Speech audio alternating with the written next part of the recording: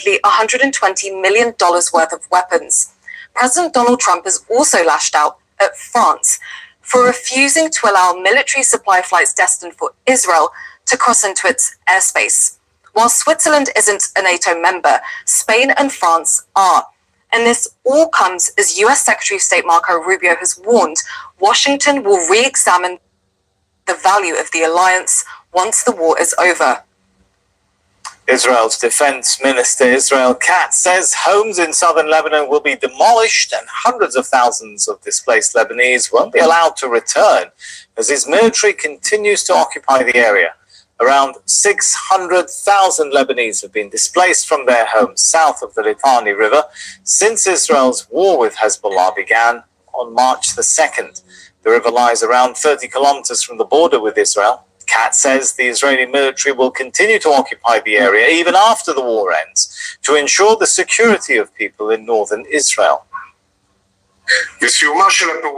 At the end of the operation, the IDF will establish a security zone inside Lebanon on a defense line against anti-tank missiles and will maintain security control over the entire area up to the Litani, including the Litani bridges that will remain, while eliminating the Radwan forces that infiltrated the area and destroying all weapons found there. In addition, the return south of the Litani of over 600,000 residents of southern Lebanon who evacuated north will be strictly prohibited until the safety and security of the residents of the north is guaranteed. All houses in the villages near the border in Lebanon will be destroyed in accordance with the model of Rafah and Beit Hanun in Gaza, in order to remove once and for all the threats near the border from the residents of the north. You're watching Al Jazeera. Reminder now of our top stories this hour.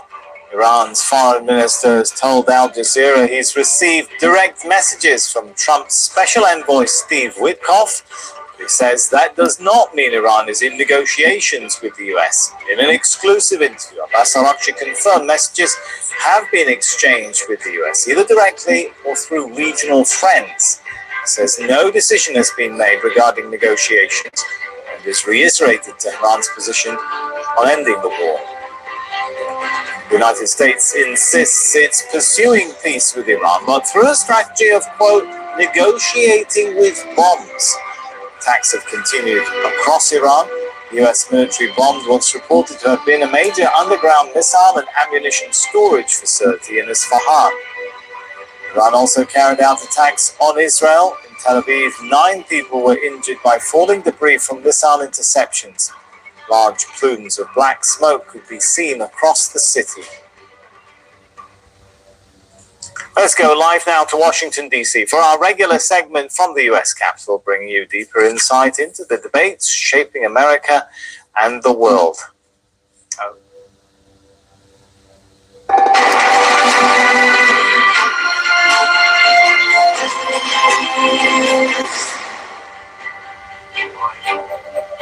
This is America, and America's military-industrial base is undergoing some serious challenges. Drones are redefining power.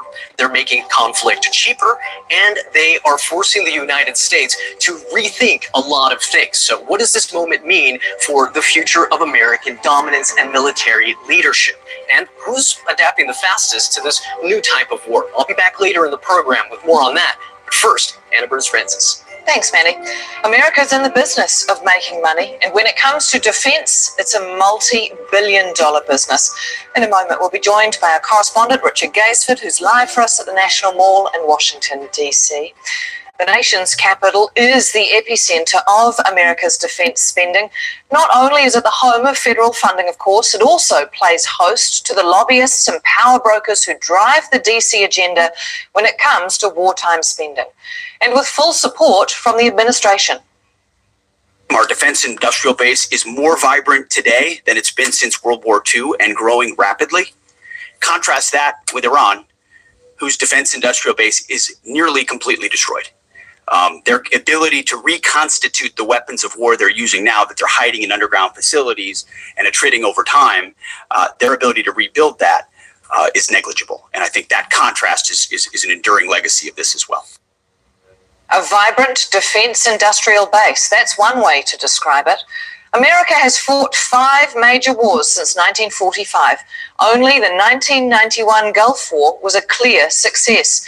But there was a clear winner in every case, the defence industry.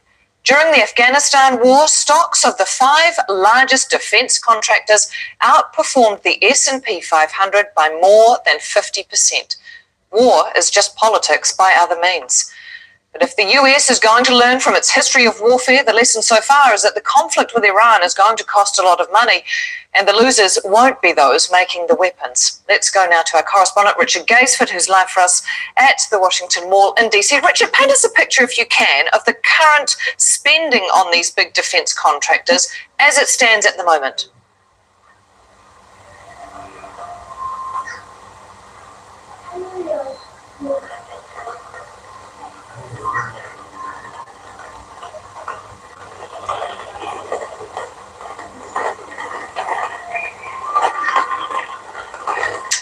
No, I asked you.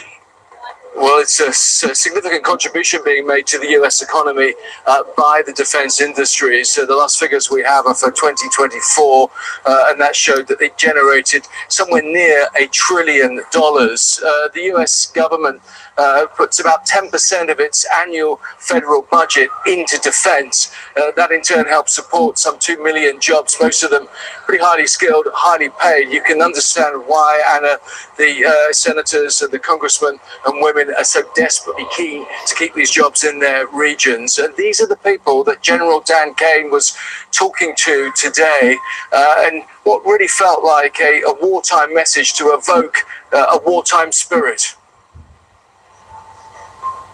Today, I want to talk a little bit about a different front line, a line that doesn't have bunkers or guard posts, but is just as critical to our nation's security, our National Assembly lines. In every military option, we could not and cannot do our jobs without the men and women across our country who show up every day around the clock to a factory floor, a workshop, a laboratory, who build the weapons and capabilities we need to project American combat power at the time and place of our choosing. Well, this is certainly an expensive war for the United States. In the first few days, it was estimated to be costing something like $900 million a day. The Secretary of Defense, Pete Hegseth's gone to Congress. It's asked for another $200 billion as a war fund, says that might have to grow. That has certainly raised some eyebrows here. He today was talking about supplying the troops with more weaponry, had been on to a frontline base, had heard from a woman who'd asked him for more bombs, bigger bombs. Well, I've certainly seen those for myself at RAF Fairford in England. It's an American air base where they are operating B-1 and B-52 bombers that are running missions over Iran, and that is where we saw these big JDAM bunker-busting bombs being put onto the aircraft there. Supplies were being flown in daily. You could see them being taken across the airfield, across the runway,